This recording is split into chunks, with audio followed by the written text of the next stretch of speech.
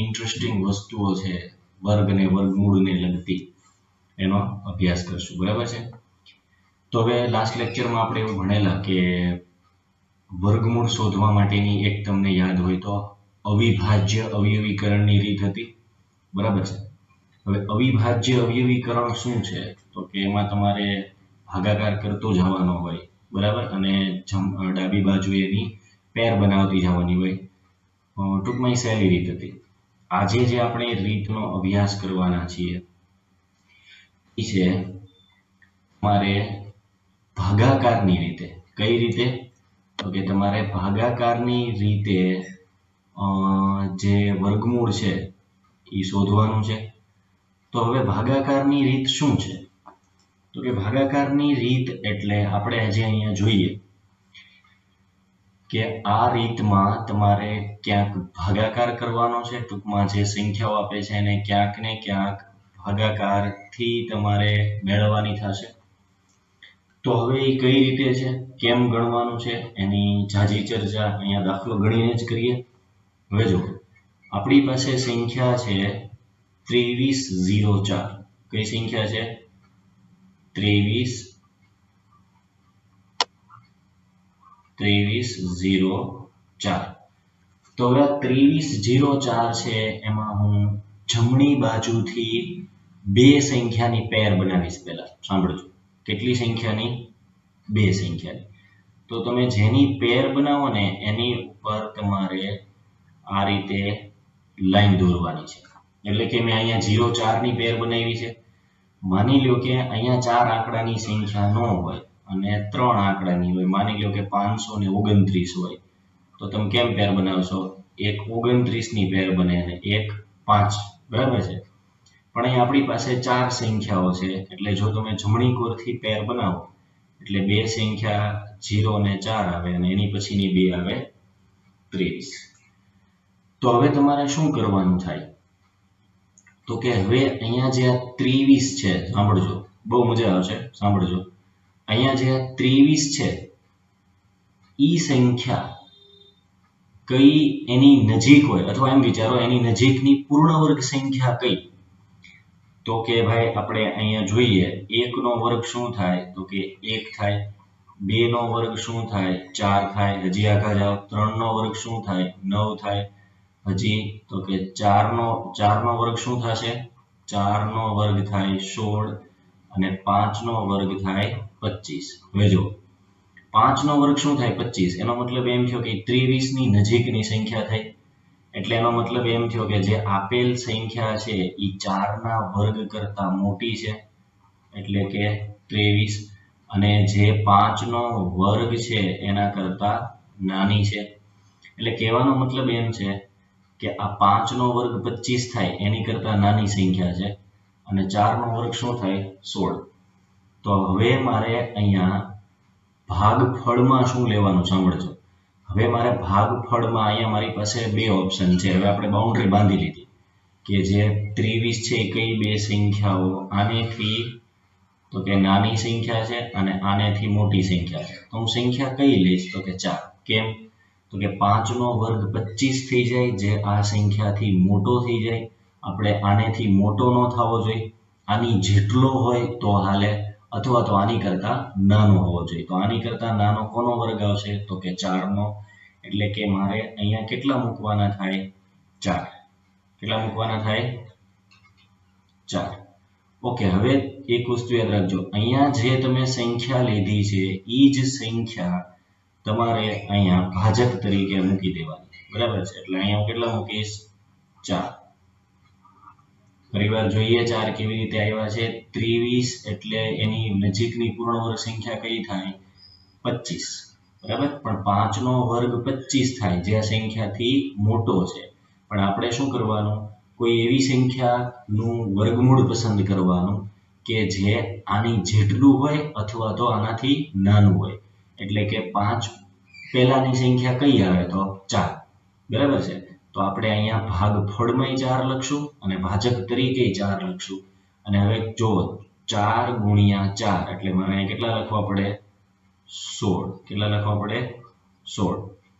તો હવે શું કરશું તો કે હવે અહીંયા એક આ રીતની સરસ મજાની આપણે લાઈન ડ્રો કરી દઈશું, બરાબર. હવે અહીંયા જે સંખ્યા છે ને એને ડબલ અપ કરવાની છે, એટલે કે એને ડબલ બનાવી દેવાની છે. એટલે કે અહીંયા હું ફરીવાર 4 લખું તો આ 4 ને 4 કેટલા થઈ જાય? 8. ઓકે. હવે સાંભળો, હવે શું કરવાનું તો કે હવે અહીંયા આપણે જે બાદબાકીમાં જોઈએ એ રીતે 23 માંથી 16 જાય તો કેટલા વધે? 7 વધે. યસ, 7 વધે. તો અહીંયા આવશે 7. અને હવે પછીની જે પેર છે ને એ પેરને ઉતારવાની છે આપણે એની ઉપર, એટલે જ અંડરલાઈન ન કહેવાય, સોરી, અપર લાઈન કરેલી છે. અપર લાઈન શું કામ કરેલી છે તો કે ઈ આપણને ખ્યાલ રહે કે આમાંથી કોઈ 0 કે 4 જેમ સાદી બાદબાકી થતી હોય અને એકલા આવે એમ એકલા આવશે નહીં, એ જોડીમાં જ આવશે. તો બસ એને જોડીમાં જ હેઠે ઉતારી લો. એટલે કે અહીંયા મારી પાસે સંખ્યા થઈ ગઈ 704. ઓકે. તો હવે જે 704 છે, હવે મારે અહીંયા 8 ની બાજુમાં એવી સંખ્યા ગોતવાની છે જે સંખ્યા અહીંયા ભાગફળમાં પણ આવશે. ઓકે. તો હવે તમારે શું કરવાનું છે સાંભળજો. દાખલા તરીકે હું તમને એક ઉદાહરણ આપું. માની લો કે હું અહીંયા એકડો લઉં, તો અહીંયા હું એકડો લઉં તો શું બને? 81. શું બનશે? 81. હું ખાલી ઉદાહરણ આપીશ તમને કે અહીંયા હું એકડો લઉં તો 81 બને ને. તો અહીંયા જે સંખ્યા લઉં ને એ જ સંખ્યા મારે અહીંયા ભાગફળમાં પણ લેવી પડે. એટલે આ 81 ગુણ્યા 1 થાય. હવે જો 81 ગુણ્યા 1 એટલે 81 થાય. હવે માની લો કે આપણે જો અહીંયા યાદ રાખજો 704 ની નજીક જવાનું છે, તો હવે હું અહીંયા બગડો લઉં. શું લઉં? બગડો. તો મારે અહીંયા 82 ગુણ્યા 2 કરવા પડે, એટલે કેટલા થાય? 4 અને 8 દુ 16 એટલે 164. બરાબર. એટલે અહીંયા જે હું સંખ્યા લખું ને એ જ સંખ્યા મારા ઉપર ભાગફળમાં પણ લખવી પડશે. એટલે જ હું અહીંયા એમ કહું છું કે 82. તો અહીંયા હું 82 ગુણ્યા કેટલા કરું છું? 2. ઓકે. હવે મારે 704 ની નજીક જવું હોય તો અહીંયાથી એવો અંદાજ તમે લગાડી શકો કે આઠડાની બાજુમાં 5 લ્યો તો તમારે એને 5 વડે જ ગુણવી પડે. એટલે થાય 55 25 અને વધી 2 8 5 40 ને 2 42 425. હજી આપણે આગળ જવું પડશે તો 88 લ્યો તો 88 ગુણ્યા 8 એટલે શું થશે? 88 64 નો ચોગડો વધી જશે 6. 88 64 64 ને 6 કેટલા થાય? તો કે 70. ઓકે. આવી ગઈ આપણી સંખ્યા. ટૂંકમાં મારે અહીંયા શું મૂકવું પડશે? 8. શું મૂકવું પડશે? 8. અને યાદ રાખજો બાળકો, જે સંખ્યા તમે અહીંયા લખો છો એ જ સંખ્યા તમારે ઉપર લખવાની થાય. હવે તો કે હવે હું કરીશું 88 અને અહીંયા 8 એ બેનો ગુણાકાર કરવાનો. એ આપણે જોઈ લીધો. કેટલો આવે? 704. કેટલો આવે? 704. અને હવે જુઓ તમે 704 માંથી 704 જાય એટલે 0 0 0. બરાબર છે. અને અહીંયા તો કે 0 0 0 આવી જાય એટલે આપણને મળી જાય આપણો જે જવાબ છે એ. તો 2304. શું કીધું મેં? 2304. એનું જો તમે ભાગાકારની રીતે, એટલે તો ગમે એ રીતે કાઢો જવાબ ઈ જ આવે, પણ આપણે ભાગાકારની રીતે એનું વર્ગમૂળ શોધી લીધું. કેટલું આવશે? 48. કેટલું આવશે? 48. બરાબર ને? આપણી પાસે જવાબ આવી ગયો છે. That means smile. ચાલો સ્માઈલ કરો થોડી. ઓકે. જો સાંભળજો, બની શકે એવું કે અત્યારે જે મેં સમજાવ્યું છે એ તમને થોડુંક ઓછું સમજાણું હોય, પણ ડોન્ટ વરી, આપણે હજી એક દાખલો ગણશું. બરાબર છે? કે જેનાથી તમારો જે આનો કોન્સેપ્ટ છે એ વધુ ક્લિયર થઈ જાય. બરાબર? ઈઝી છે. જો એક વખત તમારા મગજમાં પેટર્ન ઘૂસી ગઈ પછી બહાર નીકળશે નહીં. કાંઈ વાંધો નહીં. આગલી સ્લાઇડ ઉપર જઈ અને એ જ દાખલાને આ રીતથી આપણે સોલ્વ કરવાનો પ્રયત્ન કરીએ. બરાબર? તો હવે શું કરશું તો કે અહીંયા આપણી પાસે સંખ્યા કઈ છે? 4489. કઈ સંખ્યા છે? 4489. હવે આ 4489 માં આપણે શું કરશું તો કે આપણે ભાગ બનાવવા પડે. યસ. શું ભાગ પાડશું? એટલે કે 4 સંખ્યાઓ છે તો એ 4 સંખ્યાઓમાં અહીંયા પહેલા આપણે લખી નાખીએ 44 89 બરાબર। તો હવે આપણે ભાગ કેમ પાડશું? હંમેશા યાદ રાખવાનું, જમણી બાજુથી ભાગ પાડવાની શરૂઆત કરવાની અને બે બે અંકો લેતા જવાના। આની પહેલાય તમને સમજાવ્યું હતું કે જો 3 અંકો હોય તો, એટલે કે માની લો કે 729 હોય તો જમણી બાજુથી પહેલી પેર 29 ની બનશે અને પછી તો કે જેટલી સંખ્યાઓ વધે એટલી, બરાબર ને? અહીંયા એક જ સંખ્યા વધી છે તો બસ 7 ને એકલા રાખવાના। 5 સંખ્યાઓ હોય તો દાખલા તરીકે એમ લખેલું હોય 53 625 તો હું કરીશું, પહેલા 25 ની પેર બનાવીશ, પછી 36 ની પેર બનાવીશ અને પછી આ 5 ની એકલી પેર બને, બરાબર? ઓકે, ચાલો એ તમને સમજાઈ ગયું છે હવે કે પેર કેવી રીતે બનાવવાની છે। તો હવે શું કરવાનું, આપણે આ સંખ્યાને જોશું, બરાબર છે? તો હવે આ સંખ્યા છે 44, કઈ છે? 44। તો હવે 44 છે એનો તમે અંદાજ લગાડી શકો કે કઈ પૂર્ણવર્ગ સંખ્યાની નજીક આવે? યસ, કોની? 7, એટલે કે 7 નો વર્ગ 49 થાય। હા, તો હવે જો 7 નો વર્ગ થાય 49, પણ આપણી જે સંખ્યા છે એ કઈ છે? 44। એટલે એનો મતલબ એમ થયો કે તમે સાતડો લઈ શકો નહીં, કારણ કે 7 નો વર્ગ છે એ તો 49 થાય અને આ સંખ્યાથી મોટી થઈ જાય। તો કઈ વાંધો નહીં, 7 પહેલાની સંખ્યા કઈ આવે? તો કે 6, બરાબર? કઈ સંખ્યા આવે 7 પહેલાની? 6। તો હવે આપણે અહીંયા 6 લેવાનું, એટલે કે અહીંયા હું ભાગફળમાંય તે 6 લખી નાખીશ અને ભાજકમાંય 6 લખી નાખીશ, તો છાંયે છાંયે કેટલા થાય? 36, બરાબર છે? છાંયે છાંયે થાય 36। તો હવે મારે શું કરવાનું થાય? બાદબાકી। 44 માંથી 36 જાય તો કેટલા વધે? 8, બરાબર ને? 44 માંથી 36 જાય તો કેટલા વધશે? 8। હવે પછી શું કરવાનું? આઠડો હેઠે ઉતારવાનો કે નવડો? નહીં, બેયને એક સાથે હેઠે ઉતારવાનો, એટલે શું આવશે? 89। ઓકે, પછી શું કરવાનું? આટલી ખબર પડી ગઈ કે અહીંયા મેં બાદબાકી કરી એટલે 8 આવ્યા અને 89 ને એક સાથે હેઠે ઉતારી લ્યો। પછી શું કરવી છે? યાદ છે ને? શું કરીએ છીએ? અહીંયા જે સંખ્યા છે એને ડબલ અપ કરવાની છે। સીધા 6 ને 6 12 લખી નાખો તોય હાલે, અથવા તો 6 ની નીચે 6 લખો તો ભૂલ ન થાય, એટલે અહીંયા શું લખવાનું થશે મારે? 12। ઓકે, તો હવે અહીંની સંખ્યા છે એ 12 છે અને તમને ખબર છે કે હવે અહીંયા આપણી પાસે અહીંયા હવે ત્રીજો અંક જોશે કે જે અંક હું અહીંયા લખીશ એ જ અંક મારે અહીંયા ભાગફળમાં લખવો પડશે અને એનો બેયનો ગુણાકાર 889 જેટલો થવો જોઈએ, બરાબર છે? તો હવે 889 જેટલો થવો જોઈએ, તો હવે તમે કઈ હવે તો આમ તો તમે નહીં ચેક કરો ને કે 121 ગુણ્યા 1 121 થાય। પછી તો કે અહીંયા એકડો લીધો એની જગ્યાએ હું બગડો લઉં તો 122 ગુણ્યા 2 તો કે કેટલા થાય? 244। આમ ચેક કરશો તો બહુ વાર લાગશે, એની બદલે તમારે હવે અહીંયા અંદાજ લગાડતા શીખવાનું છે। સીધું 5 એવી હશે, દાખલા તરીકે હું અહીંયા 125 લઉં તો 125 પંચા કેટલા થાય? 25 પંચા 125 ને 500 બીજા એટલે 625, કેટલા થાય? 625। તો આ 625 થી તો હજી ઘણી આગી સંખ્યા છે ને, સમજાય છે ને? 625 થી તો હજી ઘણી આગી છે। તો હવે આપણે ચેક કરીએ 127, 127 લઉં તો અહીંયા મારે સાંતડો લેવો પડે, તો હવે જો 127 ગુણ્યા 7 કેટલા થાય? 7 7 49 વધી જાય 4, 7 દુ 14 ને 4 18 આઠડો વધી જાય 1, 7 એકા 7 ને 1 8, તો 889 આવી ગયા। યસ, તેનો મતલબ એમ થયો કે મારે અહીંયા શું લખવું પડે? 7, અને જે સંખ્યા હું અહીંયા લખું એ જ સંખ્યા મારે ભાગફળમાં પણ લખવી પડે, એટલે એ 67। અને આપણે જોઈ લીધો છે કે 127 ગુણ્યા 7 એનો જવાબ છે 889, બરાબર ને? 889 અને 889 માંથી 889 જાય એટલે 0, લ્યો આવી ગયો જવાબ 4489, બરાબર? મારી પાસે અહીંયા જગ્યા નથી, તમારે વ્યવસ્થિત નીચે એનો આન્સર લખી નાખવાનો, બરાબર? હું બહુ નીચે લખવા જઈશ તો દેખાશે નહીં।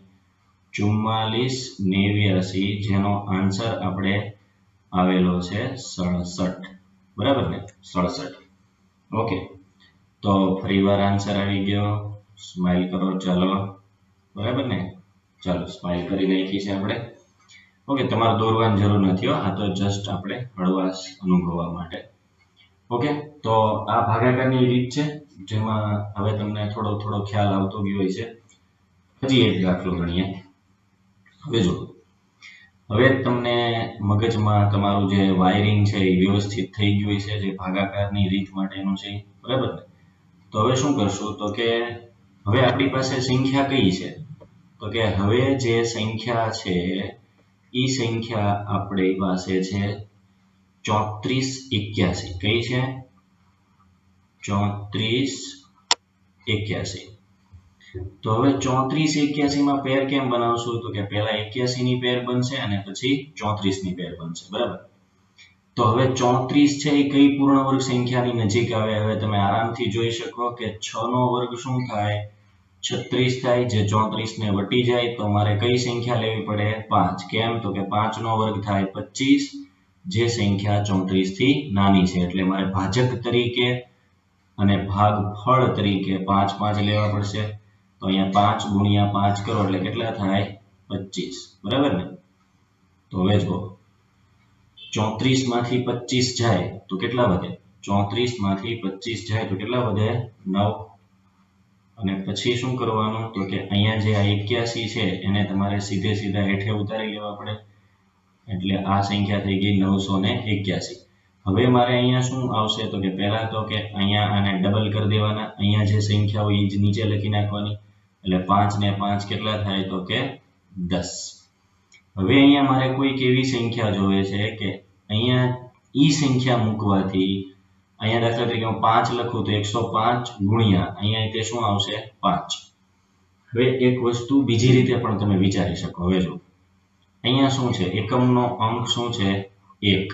એનો મતલબ એમ થયો કે અહીંયા કોઈક એવી સંખ્યા હશે કે જેનો ગુણાકાર અહીંયા થાય તો પાછળ 1 આવે, બરાબર? અને એવું ન વિચારી શકો તો આપણે સિમ્પલ મેથડ થી પણ વિચારી શકીએ કે હું સીધા અહીંયા છગડો લઈને જોઉં તો 106 ગુણ્યા 6 કેટલા થાય તો કે 636. કેટલા થાય? 636. પણ એમથી તો હજી ઘણી આગી છે, તો 108 ગુણ્યા 8 કરો તો કેટલા થશે તો કે 864. કેટલા થશે? 864. ચાલો હવે નજીક આવી ગઈ છે તો બસ નજીક જ રહેજો. 109 ગુણ્યા 9 એટલે કેટલા થશે? 981, બરાબર? જો અહીંયા હું જે બધી સંખ્યા લખું છું ને એ તમારે અંદાજ લગાડવાનો છે. શું કરવાનું છે? અંદાજ, બરાબર છે? તો અહીંયા હું લખી નાખું 9. શું લખી નાખું? 9. તો હવે અહીંયા મેં 109 માટે અહીંયા શું એડ કર્યું? નવડો. તો ઈ જ નવડો મારે અહીંયા એડ કરવો પડે. તો હવે આપણે ઓલરેડી એનો ગુણાકાર જોઈ જ લીધો છે કે 109 ગુણ્યા 9 કેટલા થાય તો કે 981. કેટલા થાય? 981. તો બસ હવે તમારે શું કરવાનું તો કે અહીંયા બાદબાકીમાં આવશે 0, બાદબાકી થશે 0 0 0, બરાબર છે? અને અહીંયા તમારે છેલ્લે લખવાનું છે કે 3481. 3481 એનું વર્ગમૂળ શું થશે? 59. જે ભાગફળમાં આવે એ આપણો જવાબ, બરાબર ને? ચાલો, તો બહુ ઈઝી મેથડ છે, બરાબર છે? હવે મને એવું લાગે છે કે વર્ગમૂળમાં કેટલી સંખ્યાઓ આવશે એ તમને કેમ ખબર પડે તો કે એના માટે તમારે શું કરવું પડે? સરસ મજાની ગણતરી શીખવી પડે. હવે જો નીચે આપેલ સંખ્યાઓ છે એના વર્ગમૂળ તરીકે આવતી સંખ્યામાં કેટલા અંકો હોય છે? તો તમારે કંઈ કરવાનું જ નથી, તમારે માત્ર એટલું કરવાનું છે કે અહીંયા અંકો છે કેટલા એ જોઈ લો, બરાબર છે? કે અહીંયા તમને જે 44 89 દેખાય છે તો એ 44 89 એટલે અંકો કેટલા થયા? સાંભળજો, મારો સવાલ સાંભળજો. અંક કેટલા થયા તો કે આ પહેલો અંક, આ બીજો અંક, આ ત્રીજો અંક અને આ ચોથો અંક, એટલે 4 અંક થયા, બરાબર છે? તો હવે જો તમારે આપેલ સંખ્યા છે એનું વર્ગમૂળ કાઢો તો એમાં કેટલા અંક હશે? તો એ અંકની ગણતરી કરવા માટે એક સરસ મજાનું સૂત્ર છે n/2. શું સૂત્ર છે? n/2. એટલે કે માત્ર તમારે અહીંયા અંક ગણી લેવાના છે. અંક કેટલા છે? તો કે 4 અંક છે, બરાબર. અને 4/2 કરો એટલે એનો મતલબ એમ થાય કે 2. તો આ જે સંખ્યા છે કોઈ પણ હોય, આ જે સંખ્યા છે એમાં એનું વર્ગમૂળ કાઢશો તો એકમનો અંક શું આવશે? તો કે એકમનો સંખ્યાઓ કેટલી આવશે? તો કે 2. જો આ 44 89 નું વર્ગમૂળ કાઢવામાં આવે તો એ વર્ગમૂળમાં જે સંખ્યા આવશે એમાં અંકો કેટલા હશે? 2. બસ, તો આવું સિમ્પલ સૂત્ર છે. ચાલો ગણી લઈએ અંકો. અંકો ગણતા તમને 3 ને 3 6 દેખાય છે. કેટલા દેખાય છે? 6. હવે તો શું કરશું? હવે જો ફરી વાર જોઈ લઈએ. 1 2 3 4 5 અને 6. તો ફરીવાર તમારે અંકોની સંખ્યા એટલે કે આનું જે તમે વર્ગમૂળ કાઢો એમાં અંકોની સંખ્યા શોધવા માટે શું કરશો? તો કે n/2. બરાબર છે. n/2 માં તો કે તમારે 6/2 કરવા પડે અને 6/2 એટલે 3. તો આ જે સંખ્યા છે એનું તમે વર્ગમૂળ કાઢશો તો એના વર્ગમૂળમાં કેટલા અંકો હોય છે? 3. ઓકે. તો હવે પછીનો જે આપણો નેક્સ્ટ ક્વેશ્ચન છે, હવે જો આગળના પ્રશ્નમાં તમને કોઈ ક્વેરી ન હોવી જોઈએ. એમાં માત્ર 2 સવાલ એટલે સમજાવેલા છે કે તમારે માત્ર ગણતરી જ કરવાની છે કે શું હોઈ શકે જો તમને એમ પૂછે કે કોઈ પણ સંખ્યા છે એના વર્ગમૂળમાં એકમનો અંક શું થાય, બરાબર. ઓકે. હવે અહીંયા એવું પણ હોઈ શકે, માની લો કે હું એક ઉદાહરણ લઉં કે 729 છે. કેટલા? 729. તો અહીંયા તો 3 અંક છે ને? 1 2 અને 3. તો તમે જે હમણાં મેં સૂત્ર શીખવાડ્યું એ સૂત્ર એપ્લાય કરો તો અંકની સંખ્યા માટે તમે શું કર્યું? n/2. તો તમે અહીંયા શું 3/2 લખો તો આનો મતલબ તો એવો થાય કે દોઢ. તો આવું હોઈ શકે? ન હોય ને. તો કઈ દોઢ અંક થોડા હોય. તો એ માટે ત્યારે શું કરવાનું કે જ્યારે સંખ્યા એકી હોય, સાંભળજો, જ્યારે અંકોની સંખ્યા એકી હોય ત્યારે તમારે એમાં 1 ઉમેરી દેવાનું. શું કરવાનું? જ્યારે અંકોની સંખ્યા એકી હોય ત્યારે તમે એમાં 1 ઉમેરી દો. તો હવે અહીંયા 3 + 1 કેટલા થઈ જાય? 4 અને એના છેદમાં 2 એટલે 4/2/2. એટલે આમાં અંકોની સંખ્યા શું આવશે? 2. અને તમને ખબર જ છે 729 નું વર્ગમૂળ શું થાય? 27. શું થાય? 27. તો છે ને એના 2 અંકો. એટલે ટૂંકમાં કહેવાનો મતલબ એમ છે કે જો એકી સંખ્યા હોય તો સૂત્ર આવશે, સાંભળજો, જો તમને અંકોની સંખ્યા છે ઈ એમ કે એકી છે તો સૂત્ર શું આવશે? એકી સંખ્યા હોય તો સૂત્ર શું આવશે? n+1/2. બરાબર ને? છેદમાં 2. અને જો એમ કે બેકી સંખ્યા છે તો એનું સૂત્ર તો આપણે જોઈ જ ગયા છીએ, n/2. બરાબર. ઓકે. તો હવે પછીનો જે ક્વેશ્ચન છે એમાં કંઈક વર્ગમૂળ શોધવાની જ રહી છે, પણ ઈ વર્ગમૂળ પણ યાદ રાખજો આપણે ભાગાકારની રીતે જ ગોતશું. કેવી રીતે? જો દશાંશ સંખ્યાઓનું વર્ગમૂળ શોધો, બરાબર છે. હવે તો આ વર્ગમૂળ શોધવા માટેની રીત અહીંયા આપણે ભાગાકારની રીતનો ઉપયોગ કરશું. હવે ઘણાને એમ થશે કે ઓહો સાહેબ, પોઈન્ટમાં તો એ અઘરું થઈ જાય ને. કોઈ જ વસ્તુ અઘરી ન થાય. જો અહીંયા છે ને પહેલા લખી નાખો 2.56. બરાબર છે. હવે આપણે જે મેથડથી હાલતા હતા ને બસ એ જ મેથડથી હાલવાનું છે, યાદ રાખજો. હવે અહીંયા કેવી રીતે ભાગ પડશે? તો કે 2 સંખ્યાઓ આ અને 1 સંખ્યા આ. બરાબર છે. તો હવે હું 2 ને વિચારીશ કે 2 છે તો અહીંયા શું થાય? તો કે 1 નો વર્ગ શું થાય? 1. 2 નો વર્ગ શું થાય? તો કે 4. તો હવે જો 2 નો વર્ગ છે એ આ સંખ્યાને વટી જાય છે તો એનો મતલબ એમ થયો કે મારે શું લેવું પડે? 1. તો અહીંયા હું 1 લખી નાખું તો અહીંયા ભાગફળમાં 1 લખવું પડે અને 1 × 1 એટલે 1. અને પછી તમને ખબર છે કે અહીંયા આપણે શું કરશું? બાદબાકી તો 2 માંથી 1 જાય તો 1 વધે અને પછી પોઈન્ટ E ની ઈ જ કન્ડિશનમાં હેઠે ઉતારી લેવાનો અને પછી અહીંયા સીધા કેટલા આવશે 56 બરાબર છે કેટલા આવશે અહીંયા 56 તો હવે આ 56 ને તમે હેઠે ઉતારી લો અને પછી શું કહીએ છીએ તો કે અહીંયા જે સંખ્યા છે ને ડબલ કરી નાખો એટલે ઉપર જે લખી છે એને નીચે લખી નાખો એટલે 1 ને 1 થઈ જાય 2 હવે ફરીવાર ઘડીક પોઈન્ટને તો ભૂલી જ જાજો પોઈન્ટ જોવાનો જ નથી અહીંયા મારે 156 લાવવા છે તો અહીંયા એવી કઈ સંખ્યા મૂકવું કે ઈ જ સંખ્યા અહીંયા પણ મૂકવાની એટલે કે અહીંયા 23 મૂકું તો 23 23 24 મૂકું તો 24 25 મૂકું તો 25 55 હવે જો દાખલા તરીકે આપણી પાસે સંખ્યા 2 છે હવે હું અહીંયા 5 વડે લઉં તો મારે એને 5 વડે જ ગુણવી પડે આગળ જોઈ ગયા આપણે તો 25 55 કેટલા થાય 125 તો એની નજીક છે ઓકે તો હજી આની આગળ જુઓ 26 ગુણ્યા 6 તો છાંયે કેટલા થાય તો કે 36 વધી જાય 3 6 તેરી 18 સોરી 6 દુ 12 ને 3 15 એટલે કે આ થઈ ગઈ 156 એટલે અહીંયા મારે કેટલા મૂકવાના છે 6 અને અહીંયા જે અંક મૂકો છો એ જ અંક તમારે અહીંયા મૂકવાનો છે અને આપણે જોઈ લીધું કે 26 છક કેટલા થાય તો કે 156 પોઈન્ટ એની જ કન્ડિશનમાં મૂકી દેવાનું બરાબર હવે અહીંયા તો થઈ ગયું 0 બરાબર અહીંયા થઈ જશે 0 0 અને 0 પણ હવે પ્રશ્ન એ છે કે અહીંયા પોઈન્ટ ક્યાં આવશે હવે જો અહીંયા પોઈન્ટ પછી કેટલા આંકડા છે 2 કેટલા આંકડા છે 2 તો અહીંયા પોઈન્ટ પછી 2 આંકડા છે તો જવાબમાં પોઈન્ટ પછી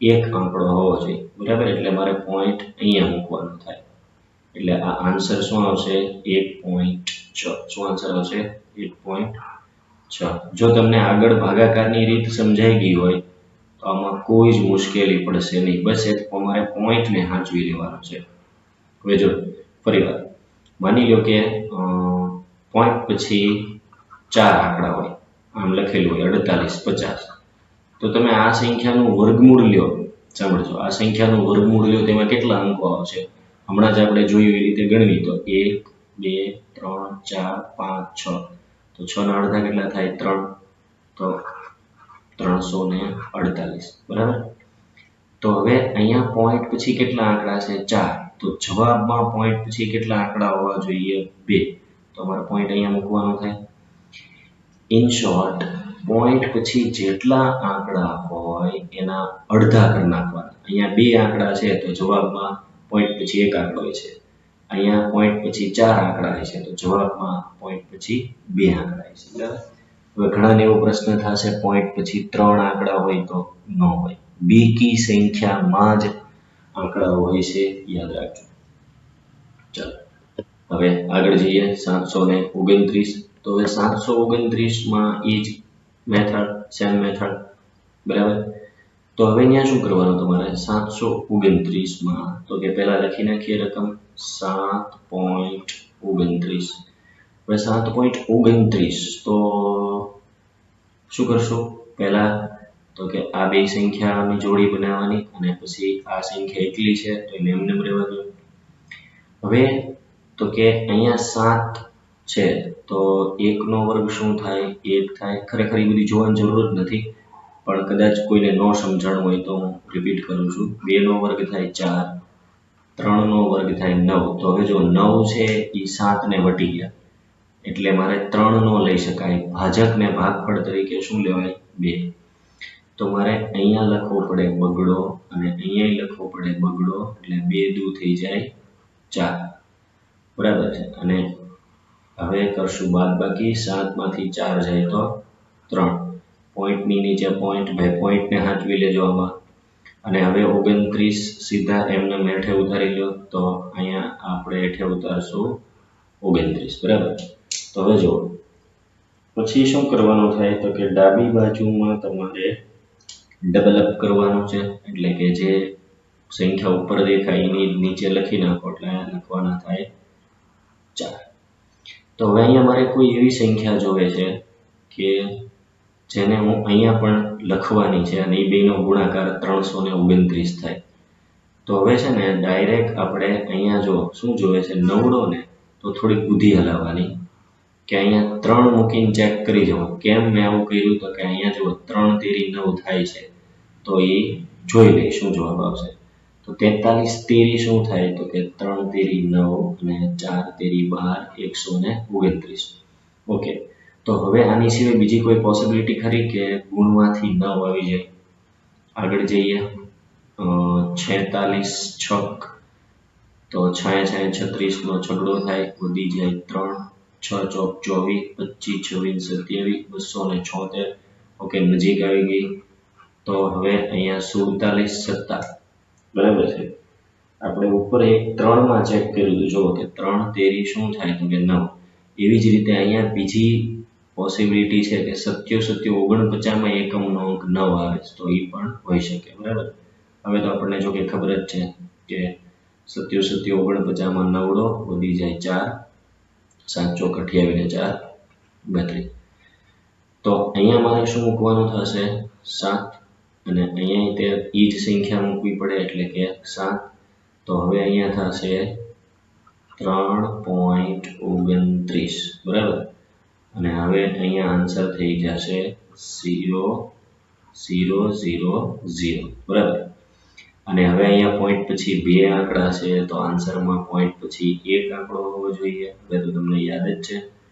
તો અહીંયા 7.29 એનો વર્ગમૂળ શું થશે તો કે 2.7, બરાબર ને.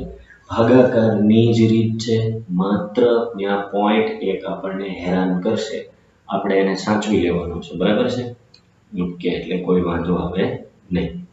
તો આ લેક્ચરને આપણે અહીંયા સુધી રાખીએ, બરાબર છે. અને આજના લેક્ચરમાં જે આપણે ભાગાકારની રીતનો અભ્યાસ કર્યો, પછી એની પછીનો ટોપિક કયો હતો તો કે આપણે કોઈ પણ સંખ્યા હોય એનું વર્ગમૂળ કરો તો અંકો કેટલા આવે એ શોધ્યું. અને છેલ્લે ભાગાકારની જ રીત હતી પણ એમાં એક નાની એવી વસ્તુ કઈ એડ કરેલી છે તો કે પોઈન્ટ, બરાબર છે. તો આ લેક્ચરને અહીંયા સુધી રાખીએ. Thank you. Stay home, stay safe.